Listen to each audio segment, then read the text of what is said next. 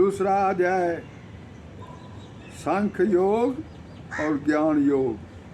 संजय ने महाराजा धृतराष्ट्र से कहा, महाराज, अर्जुन का हृदय दया से भरा हुआ था, नेत्रों से आंसू बह रहे थे, वह बहुत ही व्याकुल था।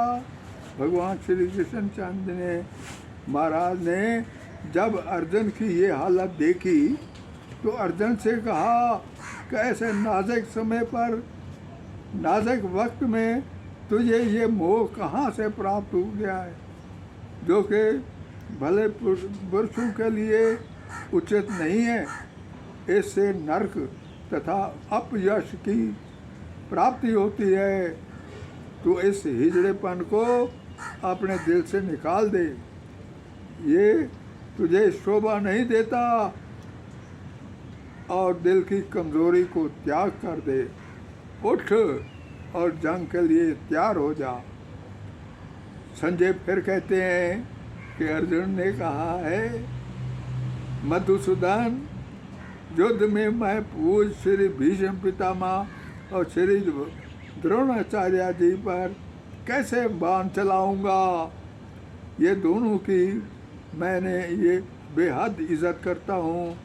बुजुर्गों को मारने के निस्बत तो मैं भीख मांग ला कर भी खा लेने के लिए तैयार हूँ और इसको अच्छा समझता हूँ।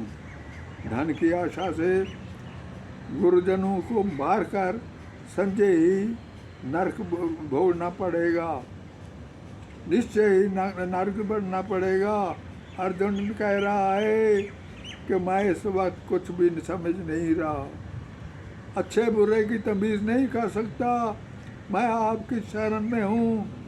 ऐसा कह के भगवान श्री कृष्ण से प्रार्थना कर रहा है, मुझे ऐसे उपदेश दें जिससे मेरा मोह दूर हो जाए। मैं आपका शिष्य हूँ, मुझे सत्य मार्ग बताइए।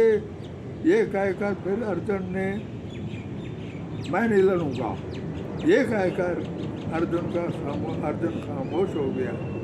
भगवान श्री कृष्ण ने मुस्कुराते हुए कहा कि अर्जुन, तू बातें ज्ञानी पुरुष जैसी करता है, किंतु पंडित तो ऐसे अवसर पर जान रहेगी या नहीं रहेगी ये नहीं सोचा करते। मैं, तू और सब राजे महाराजे सारे पहले ना थे और ये ना आइंदा होंगे, ऐसा नहीं है। ये सारा जगत व्याप्त है, इसे तू अविनाशी जान, उसका कोई नाश नहीं कर सकता। शरीर का नाश होता है मगर आत्मा अमर और अविनाशी है, इसका आदि और अंत नहीं है। आत्मा हमेशा अमर है, इसे कोई नाश नहीं कर सकता।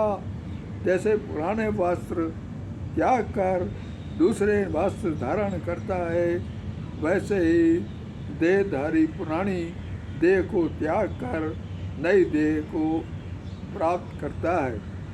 लेकिन आत्मा अमर है, इसे ना कोई हथियार काट सकता है, ना तो कोई आग जला सकती है, पानी से डुबा नहीं सकता, ना काटा जा सकता है, ना सुखाया जा सकता है।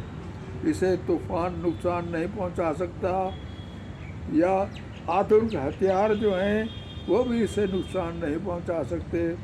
आत्मा सत्य है, चित्त है, ये इंद्रियों और मन की पहुंच से बाहर है। इंद्रियां और मन जो है इनके ऊपर कुछ नहीं कर सकता, ये उनसे बाहर है। इसलिए तेरे लिए शोक करना उचित नहीं है। जन्म लेने वालों के लिए मौत और मरने वालों के लिए जन्म ज़रूरी है। इसलिए तुम्हें युद्ध में लड़ने मरने वालों के लिए फिक्र नहीं करना चाहिए। युद्ध स्वर्ग का खुला हुआ दरवाज़ा है, और ऐसे युद्ध को भाग्यशाली क्षत्रियों को ही मयस्सर होते हैं। अगर तुमने युद्ध से जी चुराया तो याद रखो, तुम्हारे धर्म और तुम्हारी कीर्ति पर पानी फिर जाएगा। और पाप का भागी बनेगा। लोग तेरी निंदा करेंगे, लोग ये समझेंगे कि अर्जुन डर के मारे भाग गया है और तेरी हंसी उड़ाएंगे। अगर तू युद्ध करता हुआ मारा भी गया तो तुझे स्वर्ग मिलेगा, अगर जीतेगा तो पृथ्वी पर राज करेगा। इसलिए अर्जुन लड़ने का पक्का इरादा करके खड़ा हो जा। सुख दुख, लाभ हानि, हार जीत, इन सब को समान जान। युद्ध को अर्जुन जो है फिर ज्ञान योग देता है साथ, क्योंकि टॉपिक में था ज्ञान योग भी है। अर्जुन पूछते हैं, हे भगवान कृष्ण, भावना भक्ति पुरुष, इसको इंग्लिश में कहते हैं कृष्णा कॉन्शियसनेस, भगवान के प्रति सारा कुछ एक भक्ति भाव। वो कहता है ऐसे आदमी के क्या लक्षण हैं? भगवान कहते हैं हर आदमी के लक्षण अलग होते हैं। जिस तरह एक मरीज के लक्षण, एक अमीर के, एक विद्वान के अपने अपने लक्षण होते हैं, इस तरह कृष्णा भावना भक्ति पुरुष जो हैं, यानी जो कृष्णा के श्रद्धालु हैं, इनके भी ये दूसरे लक्षण खास होते हैं। तो जब तक आदमी बोलता नहीं, इसके ऐब हुनर छुपे रहते हैं। इसलिए कृष्णा श्रद्धालु आदमी सिर्फ कृष्ण के बारे में बोलता है और उसके मुताबिक मैटर पर ही बोलता है, यानी उनके जितने भगवान कृष्ण के बारे में बातें होती हैं उस पर ही वो बोलता है। जो 3 प्रकार के होते हैं, ये टॉपिक जो है 3 प्रकार के होते हैं। एक आदि बौद्धिक होता है, एक आदि दैविक होता है और तीसरे आध्यात्मिक होता है। ये 3 प्रकार के दुखों पर बोलता है, लेकिन वो इन दुखों से विचलित नहीं होता। ये सारा कुछ बता रहे हैं उस आदमी के, उसके लिए जो कि भगवान कृष्ण का श्रद्धालु है। और वो ना सुख में प्रसन्न होता है, सुख में ज़्यादा खुश नहीं होता। वह हर चीज़, हर कार्य में उसकी आसक्ति, उसके भय, क्रोध से सबसे मुक्त होता है। तीसरे लक्षण उस आदमी के होते हैं जो समस्त राग तथा द्वेष से मुक्त है और वो अपने इंद्रियों पर कंट्रोल कर सकता है। वो ही भगवान की पूर्ण कृपा प्राप्त कर सकता है और उसकी बुद्धि भी बिला शक स्थिर होती है। कृष्णा भक्ति वाला पर आदमी जो है वो उसकी हमेशा एक कोई और इच्छा नहीं होती, तो हर वक्त इच्छा नहीं करता, क्योंकि उसको पता होता है कि मेरी इच्छाएं सारी पूरी हो चुकी हैं, क्योंकि भगवान उनकी सारी ज़रूरतें पहले ही से पूरी कर रखी हैं।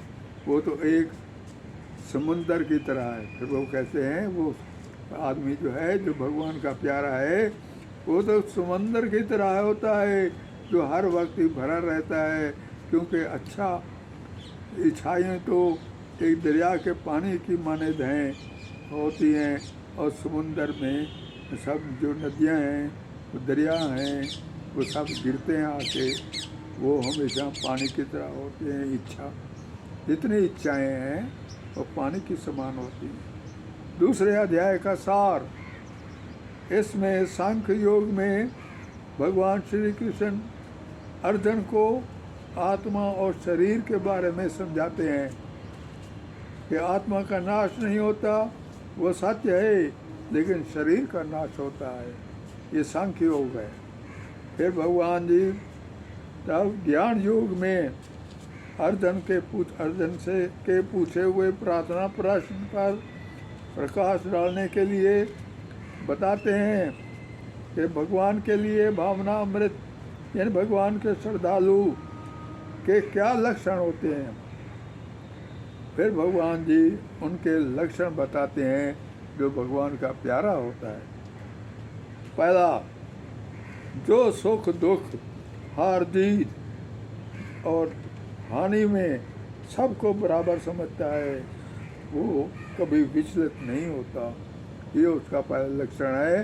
अगर वो हार भी आ जाए, जीत भी हो जाए, वो सब बराबर समझता है, वो परेशान नहीं होता। दूसरा, जो हर वक्त भगवान जी के बारे में बोलता है और इस विषय पर बोलता है, हर बात पर भगवान कृष्ण के बारे में सोचता है और बोलता है। तीसरा, जो राग और द्वेष से मुक्त है, किसी के साथ दुश्मनी नहीं रखता, कोई द्वेष नहीं रखता। चौथा, जिसका अपने इंद्रियों मन पर कंट्रोल होता है। ये नहीं कि बस उसकी इंद्रियां कहें कि ये चीज़ खानी है, ये भी पहनी है, ये भी चाहिए, वो भी चाहिए, लेकिन नहीं, उसका कंट्रोल होता है कि मुझे नहीं चाहिए। उसकी बुद्धि भी स्थिर होती है, उसकी कोई इच्छा नहीं होती, क्योंकि उसकी ज़रूरतें तो अपना आप पूरी होती रहती हैं। हाँ जी,